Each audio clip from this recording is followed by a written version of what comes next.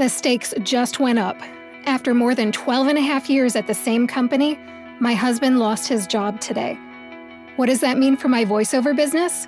I'll share the details in today's episode. You're listening to the Pharmacist Voice Podcast, a journey-style podcast about my career change from pharmacist to voice actor. I'm your host, Kim Newlove. I alternate solo shows and interview shows. The solo shows are about my career change, and the interview shows feature a variety of people who use their voices to advocate, educate, or entertain. I specialize in medical narration and e-learning. If you have a project in mind, contact me through my website, thepharmacistvoice.com. That's thepharmacist with an S, voice.com. Thank you for joining me for episode 16. Well, my husband came home early from work today. He lost his job because of a RIF. It's a reduction in force, RIF. His position was eliminated as a way to reduce headcount, and his company is not replacing it. It really stinks that my husband lost his job. Nobody should have to lose their job, especially during these difficult and strange times surrounding the COVID-19 epidemic.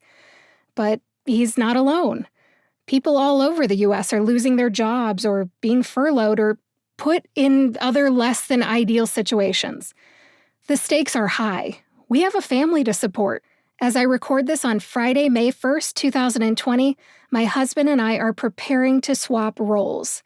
He'll become the primary caregiver for our children, the house manager, and the homeschool teacher while I work on my voiceover business full-time. I've been training to be a professional voice actor for 2 years now, and the power of broke is about to kick in. I've been wanting the opportunity to focus on my voiceover business full-time, and I'm about to find out what I can achieve with my family's full support. If you're not familiar with The Power of Broke, it's both a concept and a book. The founder of FUBU and investor on ABC's reality TV show Shark Tank, Damon John, wrote a book called The Power of Broke: How Empty Pockets, a Tight Budget, and a Hunger for Success Can Become Your Greatest Competitive Advantage. The concept of the book is that desperation leads to innovation. When there is no other source of income, creativity, resourcefulness, and passion can help a person fight for success. Damon's book has been on my list for a while. I'll be reading it this month, and I'll be living it too. I also have some great podcast interviews coming up. Here's a little about the next 4. On Friday, May 8th, Ohio pharmacist Dave Bitkowski will be on the show. He'll talk about RX Target Systems, a business he founded as a creative outlet and additional income stream. The business shares a connection to his advocacy work for his daughter's rare kidney disease, granulomatosis with polyangiitis, also known as GPA. On Friday, May 22nd, the CEO and founder of Beyond the Diagnosis, Patricia Welton, will be on the show. Did you know that it's possible to raise awareness of rare diseases within the medical community through art? Join us May 22nd and find out how art is increasing research and raising awareness of rare diseases. I'll tell you about 2 more upcoming episodes, then I'll wrap this up. On Friday, June 5th, I'll share my interview with Long Haul Paul, a New Hampshire man who is on a 1,000,000-mile journey chasing the cure for multiple sclerosis. As a patient advocate, he shares his story at multiple sclerosis educational events and fundraisers. As a long-distance motorcycle rider, he presents entertaining and motivational seminars for motorcyclists and the general public across the United States. Finally, on Friday, June 19th, Dr. Anna Garrett will be on the show.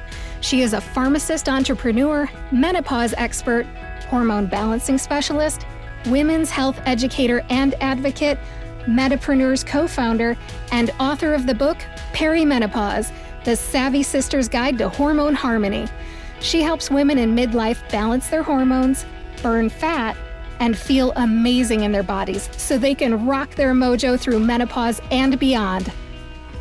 As I wrap this up, I want to reflect on the fact that the Pharmacist Voice podcast is a journey-style podcast. I'm sharing my journey from pharmacist to voice actor.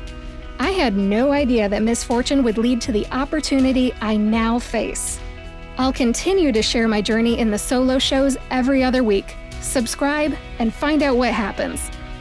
Thank you for listening to episode 16 of the Pharmacist Voice podcast. Please visit thepharmacistvoice.com to subscribe and read the show notes. That's thepharmacist, with an S, voice.com.